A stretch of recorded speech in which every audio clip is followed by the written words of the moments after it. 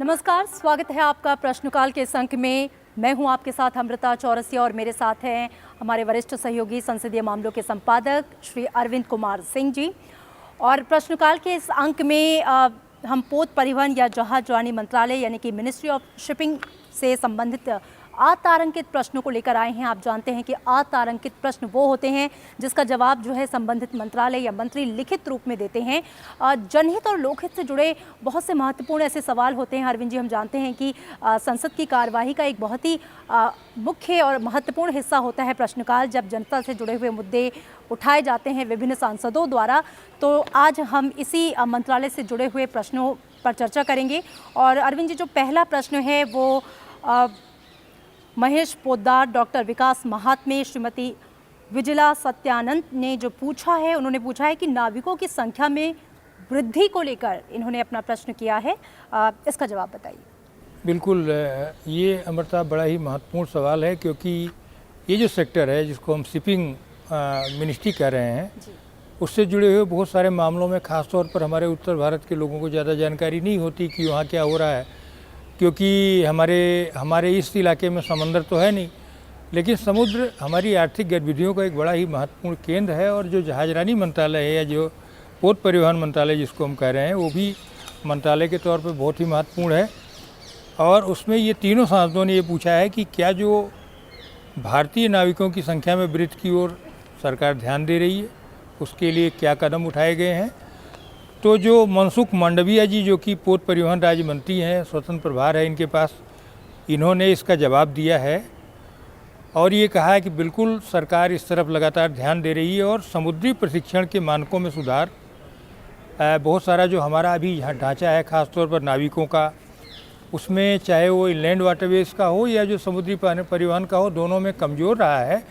लेकिन इस बीच में जो प्रशिक्षण के मानकों में सुधार किया गया है ताकि ग्लोबल स्टैंडर्ड का हो, ऑन बोर्ड प्रशिक्षण के अवसरों में भी वृद्धि की गई है, जो परीक्षा और जो प्रमाणन है उसकी प्रणाली में सुधार किया गया है। और ये सारे उपाय हैं जिसके कारण जो भारतीय नाविक हैं उनकी संख्या में वृद्धि हो पाई है। यानी ये एक तरह से कहिएगा कि ये जो समुद्री क्षेत्र है इसमें एक सकारात्मक पहल हुई है। और उसके अलावा अधिकारियों और रेटिंग के लिए प्रशिक्षण कार्यक्रम को 2016 में न केवल वैश्विक मानकों को प्राप्त करने के लिए, बल्कि जो विदेशी नियोक्ता हैं उनकी अपेक्षाओं को पूरा करने के मकसद से ये संशोधित किया गया था। और अच्छे क्वालिटी की जो फैकल्टी है, शिक्षा विज्ञान है, परीक्षा में प्रदर्शन, ऑन बोर्ड प्रशिक्षण समेत बहुत सारे मॉड्यूल है ये तैयार किए गए हैं। और जो समुद्री प्रशिक्षण में कक्षा में और पोत पर जो ऑन बोर्ड प्रशिक्षण अनिवार्य रूप से अपेक्षित है, जिसके बिना कोई भी कैडेट या को मर्चेंट नेवी में नौकरी पाने के लिए समुद्री प्रशासन द्वारा प्रमाणित नहीं किया जा सकता है। और अब इसमें दिया है कि 2016 में जो नाविकों की संख्या थी वो 1,43,940 थी, जो कि 2018 में बढ़कर के 2,08,799 हो गई, यानी नाविकों की संख्या में बढ़ोतरी हुई है।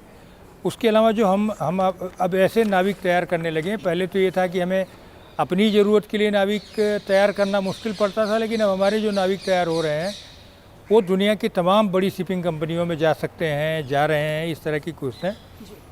अब एक और सवाल भी है जो बड़ा महत्वपूर्ण है अमृता, जिसके बारे में लोगों की जानकारी बहुत कम है, वो है कि हमारे जो प्रमुख बंदरगाह हैं उन पर दुर्घटनाओं को कम किया जाना। ये प्रताप सिंह बाजवा जी का सवाल है, तो क्या जवाब है इसमें? जो बिल्कुल, आपने सही कहा कि जो बंदरगाह हैं वहाँ पे जो दुर्घटनाएं होती हैं, इसको लेकर इनका जो कंसर्न है प्रताप सिंह बाजवा का, इन्होंने 2 भागों में इस प्रश्न को पूछा है। वो जानना चाहते हैं पोत परिवहन मंत्री से कि क्या सरकार ने तेल का रिसाव और अन्य दुर्घटनाएं जो कि बंदरगाहों के आसपास समुद्री पारिस्थितिकी को नुकसान पहुंचा सकती हैं, से निपटने के लिए देश में सभी जो पोर्ट्स हैं उनके मानक प्रचालन के लिए कोई प्रक्रिया, कोई प्रोसीजर विकसित किया है या नहीं किया है, और अगर किया है तो उसका ब्यौरा क्या है, वो ये जानना चाहते हैं। और साथ ही वो जानना चाहते हैं कि अगर नहीं किया है तो इसके कारण क्या है।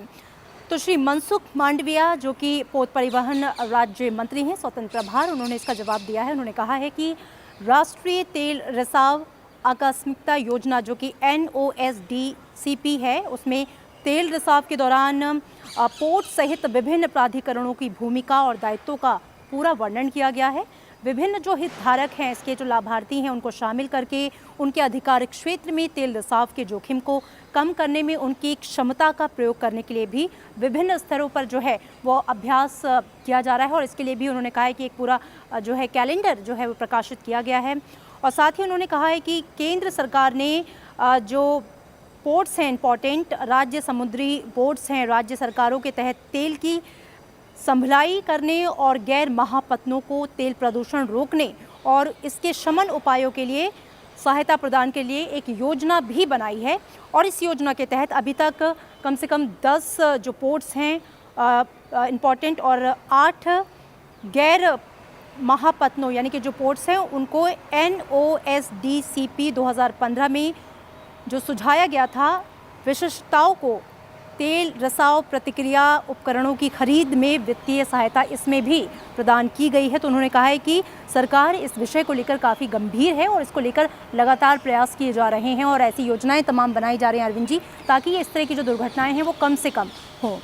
और इसके बाद जो अगला सवाल है अरविंद जी वो है प्रोफेसर MV राजीव गौड़ा का, जो जानना चाहते हैं कि अंतर्देशीय जलमार्गों में के माध्यम से माल की आवाजाही का क्या पूरा विवरण है, क्या ब्यौरा है? बिल्कुल अमृता, ये बड़ा ही महत्वपूर्ण सवाल है। प्रोफेसर राजीव गौड़ा ने जो सवाल पूछा है वो 4 हिस्सों में है। आंकड़ों के साथ पूछा, उन्होंने जानने की कोशिश की पिछले 5 सालों के दौरान जो अंतर्देशीय राजमार्गों के माध्यम से माल की ढुलाई होती थी उसमें कुल अंतर्देशीय परिवहन का के रूप में क्या विवरण है जलमार्गों का। तो इसके अलावा ये भी पूछा है कि गत 5 वर्षों के दौरान जलमार्गों के विकास के लिए स्वीकृत और उपयोग की गई निधि कितनी है। फिर ये पूछा है कि इस दौरान पूरे भारत में संचालित हुए परिवहन के ब्यौरे समेत प्रमुख गैर प्रमुख पत्तनों पर क्षमता के उपयोग का ब्यौरा क्या है। और इसके अलावा पूछा है कि क्या सरकार जो अंतर्देशीय जलमार्गों के उपयोग को बढ़ावा देने के लिए वित्तीय और अन्य प्रोत्साहन क्या दे रही है, उसके विवरण क्या है। तो अभी बहुत जिसको पूछेगा कि न केवल इनलैंड वाटरवेज का बल्कि पूरा इन्होंने लंबा चौड़ा विवरण पूछ लिया है, छोटे पत्तनों का, बड़े पत्तनों से संबंधित। तो ये जवाब दिया है मनसुख मांडविया ने, जो कि पोत परिवहन राज्य मंत्री हैं। उन्होंने स्वतंत्र प्रभार भी है इनके पास, पूरा मंत्रालय का चार्ज इन्हीं के पास है। उन्होंने एक विवरण दिया है पूरा। तो इसमें अमृता आंकड़े जो दिए गए हैं वो बताते हैं कि 2014-15 में 6.59 मिलियन टन की माल ढुलाई हुई थी जल परिवहन के माध्यम से, जो कि 2015-16 में बढ़ के 8.14 हो गई, 2016-17 में बढ़ के 55.47 हो गई और 2017-18 में 55.3 हो गई और 2018-19 का आंकड़ा अगर आप देखेंगे तो 72.31 मिलियन टन हो गई है। अगर आप ये देखेंगे तो बहुत लंबा जंप है।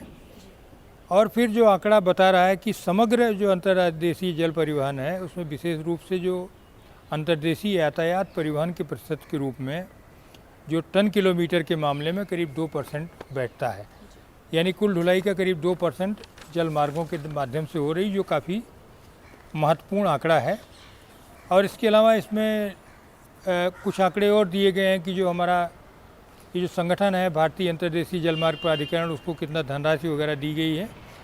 तो निश्चित तौर पर बजट में और व्यय में कुल काफ़ी बढ़ोतरी हुई है। उसमें मैं जो 2015-16 का अनुदान जो था वो 323 करोड़ रुपए से अधिक था, जो कि 2019-20 में 750 करोड़ से अधिक हो गया है। और जो व्यय है 321 करोड़ से अधिक था व्यय 2015-16 में, जो कि अब बढ़ के 19-20 में 374 करोड़ से अधिक हुआ है, जो 30 सितंबर 2019 तक का ही आंकड़ा है। ये वित्तीय वर्ष अभी चल रहा है। और ये इस तरह से अगर आप देखेंगे तो इसमें महापत्तनों पर भी एक पूरा कार्गो की क्षमता कितनी है और कितना उपयोग हो रहा है, इसका पूरा विवरण भी दिया गया है। और इसमें मोटे तौर पर जो महापत्तनों की क्षमता कितनी है, उस पर कार्गो यातायात कितना जाता है, ये हम स्क्रीन पर दिखाने की कोशिश कर रहे हैं। तो लेकिन जो गैर महापत्तन क्षमता है उनमें मैं ये देख रहा हूँ कि सबसे अधिक जो क्षमता उपयोग हो 68.3% हुआ 2014-15 में, और 2018-19 में 63.8% हुआ है। तो ये सारी बातें अगर आप देखेंगे तो इससे ये तो लग रहा है कि जो अंतर्देशीय जल परिवहन का तंत्र है वो मजबूत हो रहा है। और अब अगला जो है राष्ट्रीय जलमार्ग संख्या 4 को लेकर के एक सवाल पूछा है कनक मेदला रविंद्र कुमार जी ने। और मैं बताऊं इसमें अमृता कि मैं इस जलमार्ग को देख चुका हूं। इसका उद्घाटन हमारे उपराष्ट्रपति जी ने किया था। ये जो इसकी ड्रेजिंग विजयवाड़ा से मुक्त्याला की, इसका उपराष्ट्रपति जी ने जो किया था तो मैं वहाँ था मौजूद। ये काफ़ी महत्वपूर्ण जलमार्ग है। क्या जवाब है इसमें जो है? बिल्कुल ये महत्वपूर्ण, और जैसा कि आप बता रहे हैं कि आपकी मौजूदगी थी उस समय जब इसका उद्घाटन हुआ था। जो सांसद हैं उन्होंने पूछा है पोत परिवहन मंत्री से, 4 हिस्सों में इस सवाल को पूछा है। वो जानना चाहते हैं कि क्या सरकार ने राष्ट्रीय जलमार्ग संख्या 4 का विजयवाड़ा से मुक्त्याला तक ड्रेजिंग का जो काम है वो समय के अनुसार पूरा कर लिया है, उसे कंप्लीट कर लिया है, और यदि कर लिया है तो उससे संबंधित उसका ब्यौरा क्या है। और साथ ही वो जानना चाहते हैं कि सरकार ने विड्राडरी और अमरावती सहित राष्ट्रीय जलमार्ग संख्या 4 के 4 तैरते टर्मिनलों की स्थापना करने संबंधी काम को पूरा कर लिया है या नहीं, और उसका ब्यौरा वो जानना चाहते हैं। तो इसका जो उत्तर है वो श्री मनसुख मांडविया पोत परिवहन राज्य मंत्री स्वतंत्र प्रभार हैं। उन्होंने कहा है कि पहले और दूसरे सवाल का जवाब देते हुए कहा है कि जी नहीं, कृष्णा नदी में राष्ट्रीय जलमार्ग संख्या 4 के विजयवाड़ा से मुक्त्याला तक के जलखंड में 62% जो है वो ड्रेजिंग का काम पूरा कर लिया गया है, और शेष काम जो है वो आवश्यकता के अनुसार मार्च 2020 तक पूरा किया जाना अभी बाकी है। और जो आखिरी के 2 सवाल उन्होंने पूछे थे उसके बारे में उन्होंने कहा है कि राष्ट्रीय जलमार्ग संख्या 4 के लिए दुर्गा घाट, भवानी आइलैंड, अमरावती और वेदाद्री पर 4 फ्लोटिंग पोंटूनों में से 3 फ्लोटिंग पोंटूनों का निर्माण पूरा हो चुका है, और चौथे पोंटून का निर्माण जो है अभी उसका काम जो है वो प्रगति पे है, यानी कि वो काम अभी चल रहा है और जल्द ही पूरा कर लिया जाएगा। तो मुझे लगता है अरविंद जी हमारे पास अब वक्त नहीं है कि हम इसमें और प्रश्न ले सकें, तो प्रश्नकाल के इस अंक को हमें यहीं समेटना होगा, लेकिन इस वादे के साथ कि अगले अंक में हम एक और मंत्रालय से जुड़े हुए प्रश्न, अतारांकित प्रश्न लेकर आएंगे, जो कि जाहिर तौर पर जनहित और लोकहित से जुड़े हुए या बहुत सारे जो महत्वपूर्ण विषय हैं उनसे जुड़े हुए सवाल होंगे, जिसका जवाब संबंधित मंत्री या मंत्रालय देते हैं। फिलहाल मुझे और अरविंद जी को दीजिए इजाज़त। नमस्कार।